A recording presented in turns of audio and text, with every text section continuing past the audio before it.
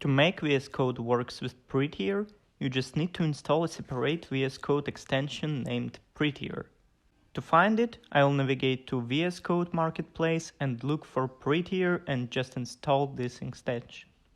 After that, we should do one more thing.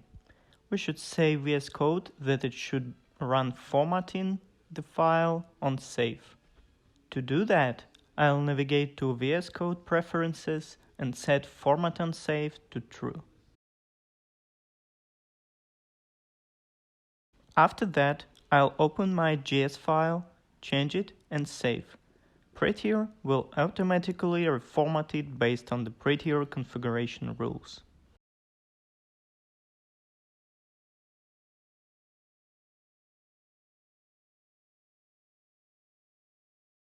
More information about Prettier you can find in my previous video. Thanks for watching.